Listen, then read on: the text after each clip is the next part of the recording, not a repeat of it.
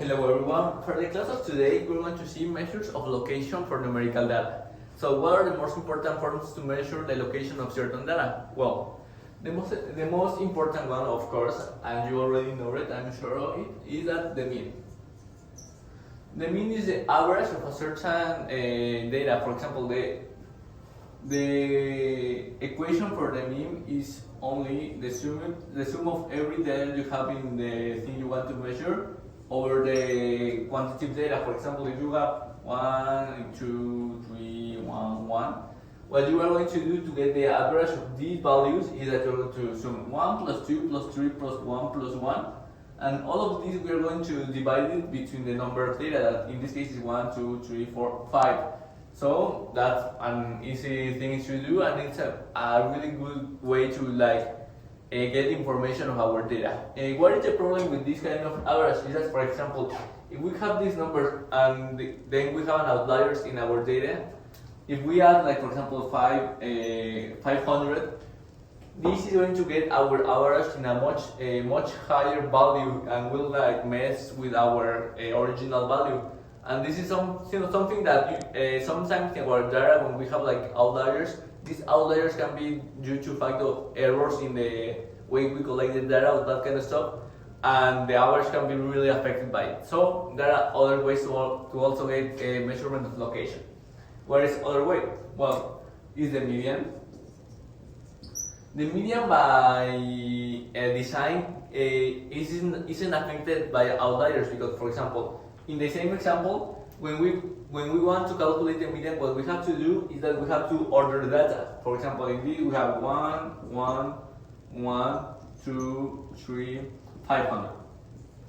So in this case, we are only looking for the value in the middle. So, for example, you have 3 values here. We have we have 2 values here. We have 2 values here, and we have 2 values in the middle. When we have an even number of data, what we do is we get the average of the middle data. So the median in this case will be 2 plus 1 over 2, because there are 2 values, is equal to 1.5.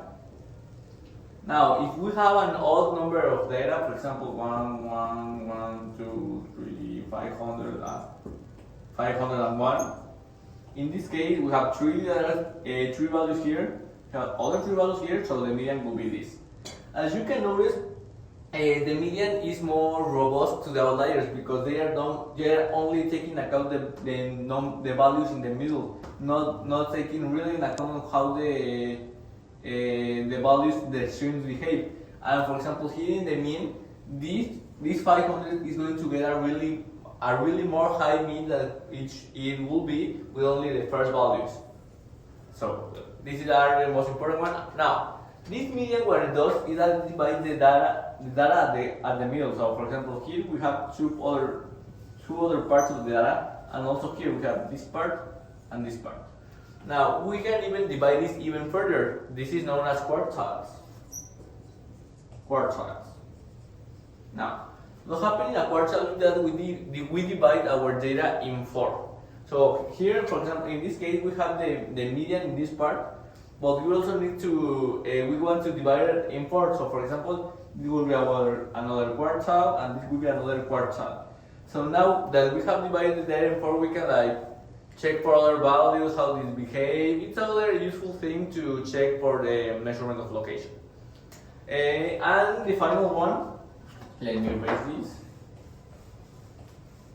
is when we want to have the mean, but we want it to be more robust to outliers. So what we can do, this is called trainment. In this case, what we are going to do is that, for example, in this case, we don't want the outlier. We know the outlier probably is going to affect our data and our analysis, and we don't want it. So when we want a train mean, we can take some percentage of the data that is affecting us. For example, I can say I want to take out the 10% of data of the end.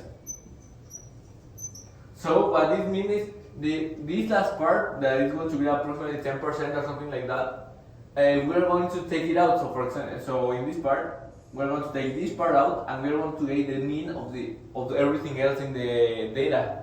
We can do it 20%, 30%. We can get whatever percentage we want to get rid of the last part, or even of the first part, or even of both parts, because it can be at the end, at the beginning, or at both. Like we want to take out 10% of both sides, so we take out this part, and we want to take the mean of this part.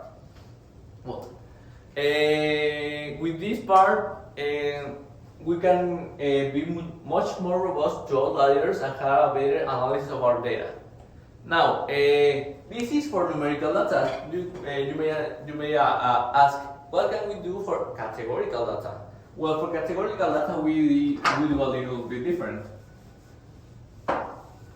In that case, we're going to be more interested in the relative frequency of our data. For example, if we are categorical data. For example, given the debate of presidency was yesterday, we want to know how many people are going to vote for the three candidates. So we have Claudia, Xochitl, and Maynes. So in this case, we have that a lot: 5, 40, and 10. So this is our amount of people we are checking for. And the thing that we can do to get like the information from this data is that we can get the relative frequency. So for example, we want to know how many people is going to vote for Maynes. So if 10 people for Maynes over the total, that is 50 plus 40 plus 10, that is 100, and this gives us a 10% of the people that are going to vote for him.